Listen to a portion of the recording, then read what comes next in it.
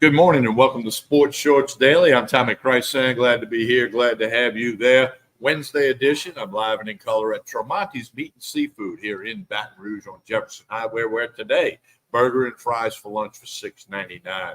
Special guest joining us right now. Ronnie Rance will join in a couple of minutes, but we've got Louis Garcia. Louis Garcia, LSU College World Series champion in 1991. He's got his master's lid on. We saw him on the video from Ireland with Ronnie Rance a couple of months ago. Louis, good morning. How are you? Good morning, TK. How are you today?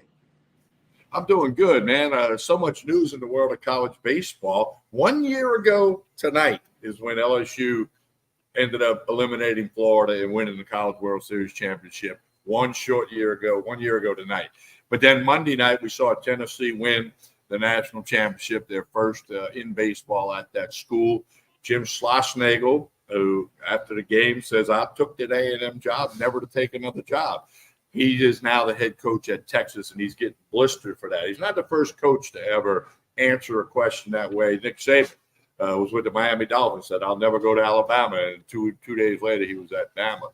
But I got some inside info on this Schlossnagle thing, and it's part show me the money. It's part the AD at Texas was his AD at TCU for over 10 years. So they're good buddies. They're partners. They're like you and me, you and Ronnie, et cetera. But your reaction to Tennessee winning and then this whole Schlossnagle story. So, I look back at LSU losing to North Carolina, and not getting to Omaha, right?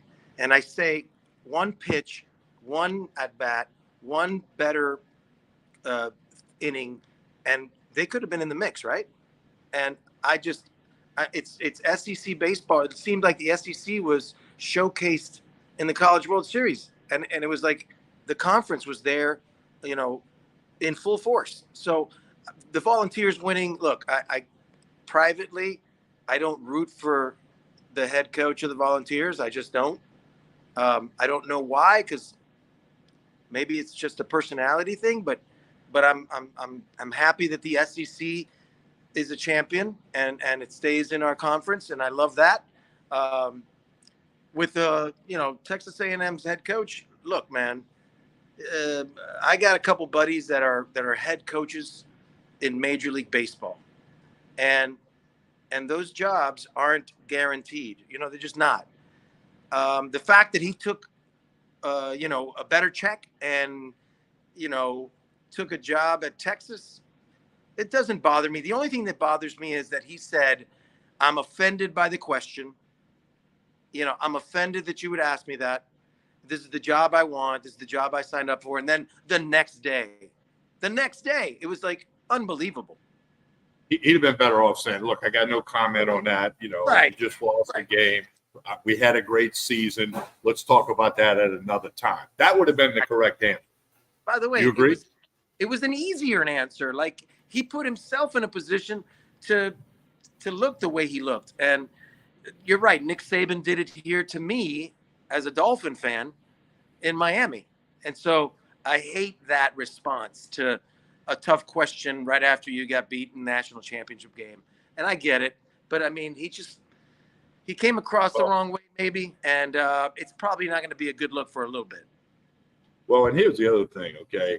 I got some inside information from some people that know a little bit more about Schlossnagle, and I got to meet him. He was at Tulane for 8 years down in New Orleans. Now, follow where I'm going. He was at Tulane in New Orleans. Then he went to Las Vegas and coached at UNLV. Then he went to TCU in Fort Worth, the Dallas Metroplex area. Now he's in College Station, which compared to those three cities is a little country farming town. Bale the hay, milk the cows. And I'm not downgrading them. It's just a different way of life. And somebody said that factored in. He never bought into the Aggie thing, that Aggie cult thing that they have, and they got a lot of money and great facilities and great programs across the board for men and women.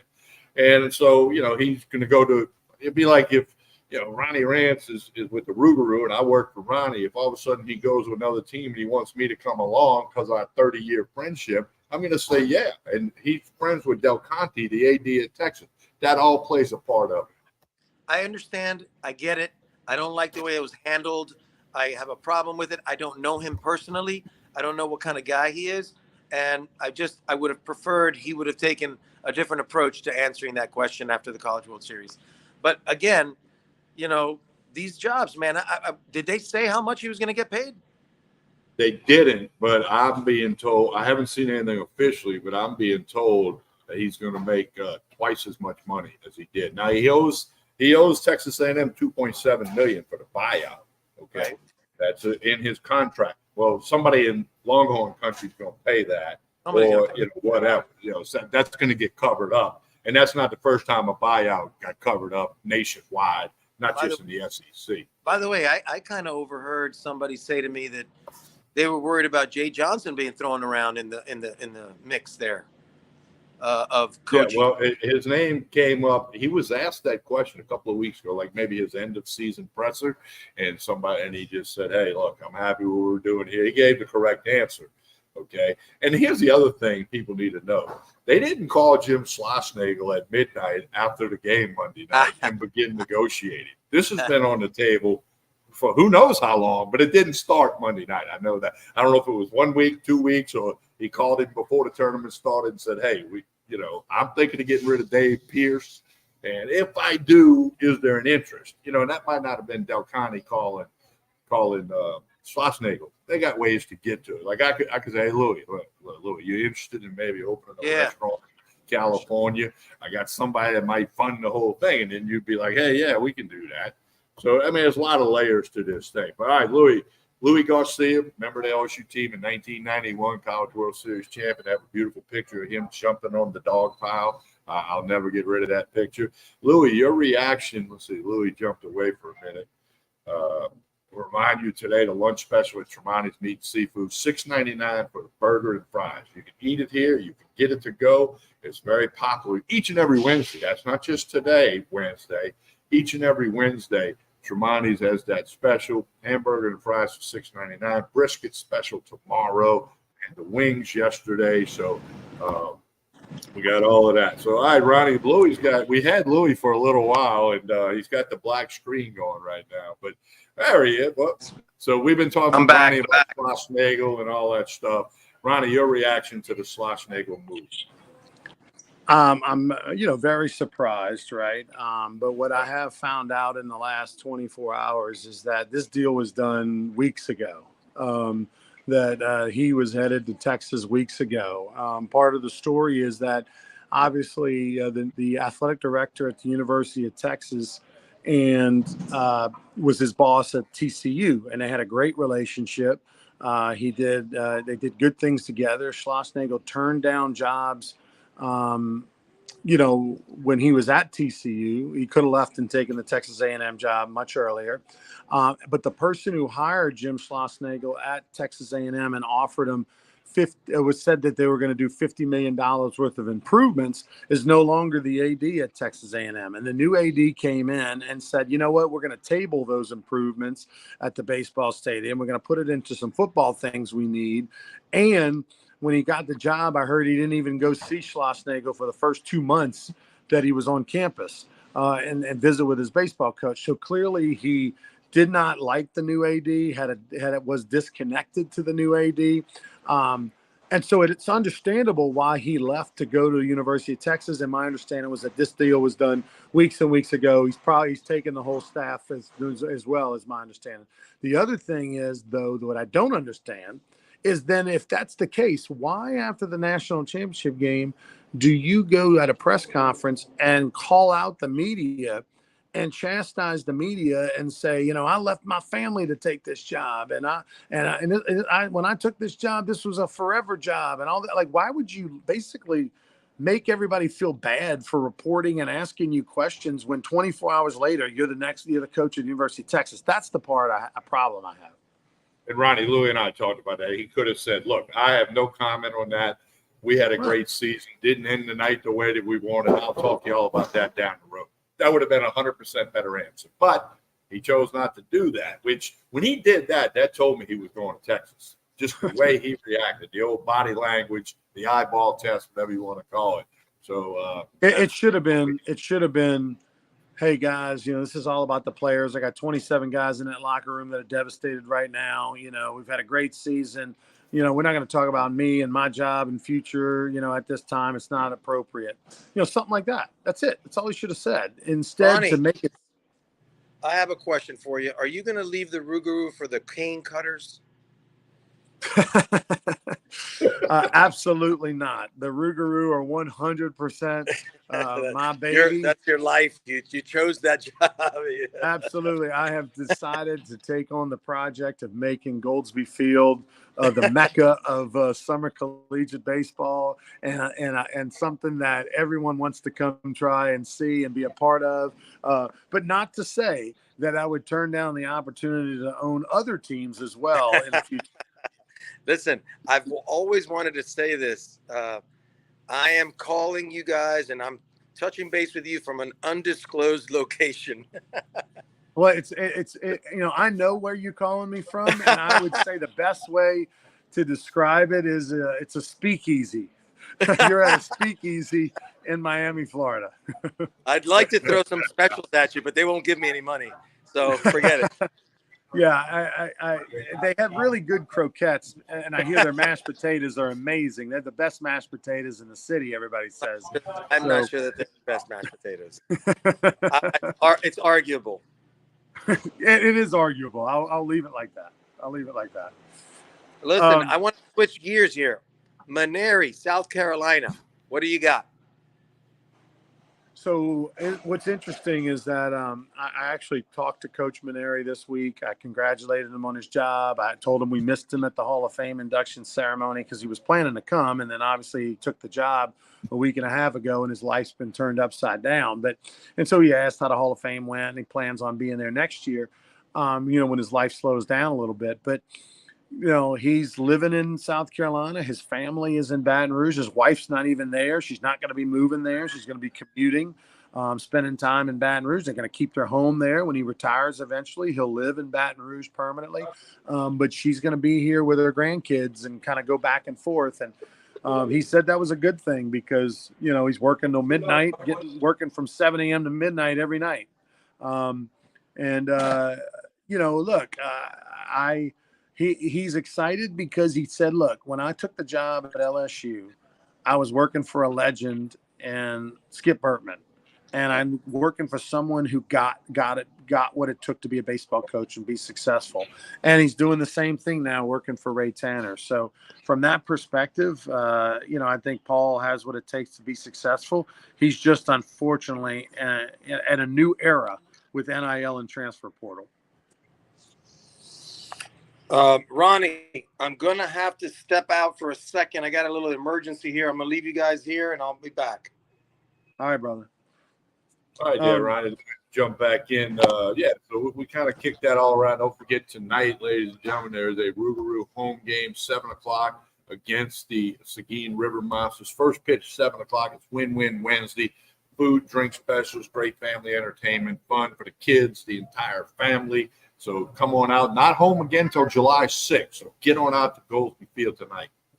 Yeah, basically about 10 days before the Rougarou play at home again. So your last chance to see them for a while. The first half, the first 24 games of the season comes to an end tonight. Unfortunately, the Rougarou did not win the first half of the Louisiana division. That title went to the Lake Charles Gumbo Gators. So congratulations to that squad, Mike Moore and Sam Moore and all the boys over there.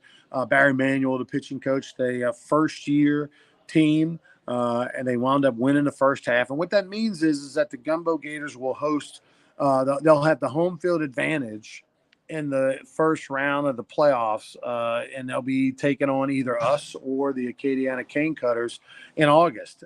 They'll host games 2 and 3, and either us or Acadiana will host game 1. So it was big for them to win the first half. We're disappointed we didn't. We didn't play well down the stretch. We're going to be much improved, I feel like, in the second half. Once we get back from the 4th of July break, we've got a handful of new pitchers joining us. We've got a couple of new position players. So we're going to be constantly looking to better our team. But that said, the second half starts tomorrow, Thursday. We'll be on the road at at Victoria for 2 and Seguin for 2 before a 5-day break for the All-Star break. But tonight is the best pitcher in the league, or the best pitcher for the Rougarou is going to be on the bump tonight. Every game matters, because if there is a situation where Lake Charles, Tommy, wins the second half, then the team with the best overall record on the season would be in the playoffs taking on Lake Charles. And so, even though this game doesn't matter for the second half standings, it does matter for the overall record. And who knows if that comes into play or not, because if Lake Charles wins the second half, then it goes down to us and Acadiana on who has the best overall record. And so that's why tonight's game matters. But also, you're going to see something tonight you've never seen before. I don't want to tell you what it is. We'll talk about it on Sports Shorts Radio on Saturday. But you'll get it, Tommy, as a baseball guy. We're going to I'm calling it the Great Experiment. Tune in, come to the ballpark tonight. I promise you've never seen a team do what we are going to do tonight, and it'll be something that you're going to talk about after tonight's game. That's all I'm going to tell you. It's a little teaser, but it's well worth it. You're going to love it, Tommy. I can't wait to see what. And I don't know what it is. Okay, right. For disclosure, there by Ronnie, putting this on me right now. I don't know, so don't ask me when you see me at lunch today. You come out to Pete Colby Field, you tune in at TexasCollegiateLeague.com. So I'm looking forward to that. And plus, Fabian Hernandez, who was the pitcher of the week 2 weeks ago in the league, who threw the greatest game of the summer in any college league, even major league, minor league, a couple of weeks ago in Baton Rouge, when he threw a 9-inning shutout with 75 pitches, 64 for strikes. He scattered a few hits, got some double plays, picked some guys off, faced a minimum 27 batters. He only went to ball 2 once that night. One time. Did the ump say ball 2? So I'm looking forward to watching him throw tonight. Jeff Palermo and I will be on the call. But we want you at Pete Goolsby Field. Gates open at 6 o'clock. Get on out there. Yeah, gates open at 6. First pitch 7:05, and if the Rougarou win the game, you win. We'll give you a free ticket to a future game on the way out the ballpark. TK, I am at the Baton Rouge Regional Airport, getting ready to get on a flight. I'm headed to Omaha, Nebraska, because Omaha, yes, they just did put to bed the national championship on Monday in college baseball, but now starting on Thursday will be a National High School Baseball Championship Series presented by Stringer, and it'll be 12 different states represented. Those states will bring 12 of the best teams in the country, and it's not a high school, meaning it's not Barb or Catholic or whatever. It's an all-star team of players from that state, all represented. You can't have more than 4 players from one given high school, and it's some of the best players. Tommy White played in this tournament. Last year, there were 2 first-round picks in this tournament. So it is a ton of future college and pro stars that play in this event going back to 2019. They didn't play in 2020 and 21 because of COVID, but they brought it back in 22, 23. And now this year it's in Omaha at Charles Schwab Stadium, where the College World Series was played. You can watch all the games on ESPN Plus on Thursday and Friday. Saturday and Sunday, you can watch them on Plus as well. One of the semifinal games, the nighttime game on Saturday, and this finals on Sunday will be on ESPNU. Myself, Len Rollins, Todd Walker, all working these games. So I'm up there as the executive producer of this and going to be broadcasting the games as well. And so looking forward to that. I'll be back on Monday. I'll have to call in on Saturday. I'll be on Sports Shorts Radio with Tommy and Hunter and the gang via phone. So looking forward to that. All right, Ronnie, appreciate all that. And we'll see everybody at the ballpark tonight. And I'll tell folks about Tremonti's Meat and Seafood while you head on out of here. Again, lunch special today, $6.99 burger and fries. You can eat it here. You can get it to go. Call in your order, 225-751-7665, or stop by Tremonti's Meat and Seafood. Brisket is the special for lunch tomorrow. On behalf of Louis Garcia and Ronnie Rance, I'm Tommy Price saying please like and share this show. That helps everybody out. Have a great day, everyone.